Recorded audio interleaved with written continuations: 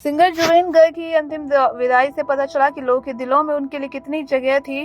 जुबीन सिर्फ एक अच्छे सिंगर ही नहीं बल्कि दूसरों की मदद करने में भी आगे रहते थे। हाल ही में बता दें कि इंटरव्यू के दौरान जहां जुबीन के करीबी और कंपोजर जॉय चक्रवर्ती ने सिंगर के बारे में कई बातें बताई। बता दें कि जहां उनसे सवाल किया गया कि जुबीन गर्ग को असम में इतना प्यार क्यों मिलता है, क्या किसी और को भी ऐसा प्यार मिला था, तो जहां जवाब में उन्होंने कहा कि नहीं, ऐसा प्यार ना पहले किसी को मिला था और ना ही शायद कभी मिलेगा। इसके पीछे सादगी और परोपकारी जीवन अहम वजह है। जुबीन गर्ग को मुंबई में बहुत बड़े बड़े मौके मिले, उनका अपना घर और बंगला भी है, लेकिन वो वहां ज्यादा नहीं रहते थे। उन्होंने अपना घर उन लोगों के लिए खोल रखा था जिन्हें मुंबई में रहने की जगह नहीं मिलती, खासकर कैंसर के मरीजों या इलाज के लिए आए लोगों के लिए उनका घर एक तरह से गेस्ट हाउस बन गया।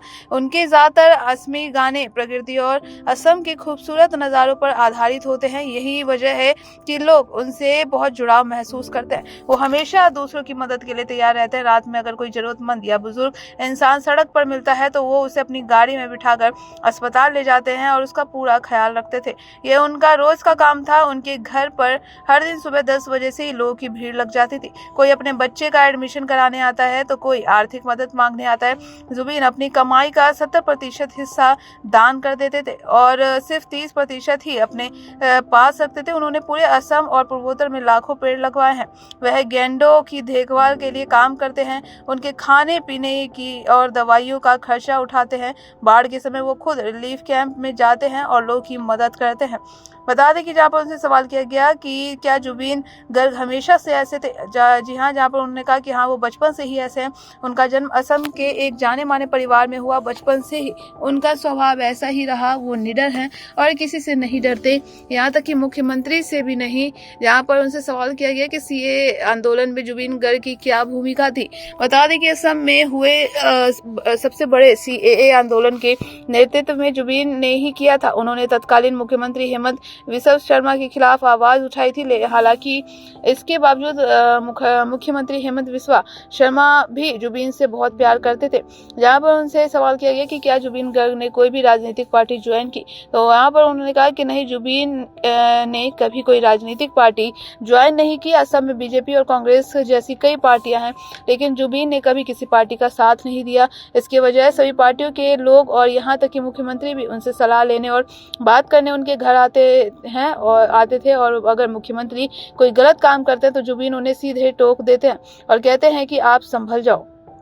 जहाँ पर उनसे पूछा गया कि क्या जुबीन गर्ग हिंदी और असमी के अलावा भी किसी और भाषा में गाते थे, जहाँ उन्होंने बताया कि सिर्फ हिंदी और असमी ही नहीं बल्कि कई भाषाओं में भी गाने गाए हैं। कुल मिलाकर 40,000 से ज्यादा गाने गाए हैं। इसमें नेपाली, बंगाली और दक्षिण भारतीय भाषाएं भी शामिल है। इसके अलावा उन्होंने असमी फिल्मों भी बनाई है और सब बंगाली और बॉलीवुड में भी फिल्में बनाने का प्लान कर रहे थे।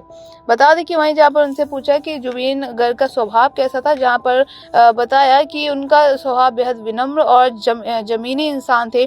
उन्हें बिल्कुल भी घमंड नहीं था। वो कहीं भी किसी भी दुकान पर बैठकर खाना खा लेते थे और सबके साथ एक जैसा व्यवहार करते थे, चाहे वो मुख्यमंत्री हो या एक आम आदमी, उनके लिए सब बराबर थे। यहाँ उनसे पूछा गया कि जुबीन गर्ग किस राजनीतिक विचारधारा को मानते थे, तो उन्होंने कहा कि वो खुद को कॉमरेड कहते थे, लेकिन वो लेफ्टिस्ट नहीं थे बल्कि राष्ट्रवादी विचारधारा को मानते थे। कोई भी राजनीतिक पार्टी उन पर हावी नहीं हो सकती है। वो हमेशा अपने देश और राष्ट्र की भलाई के बारे में सोचते थे।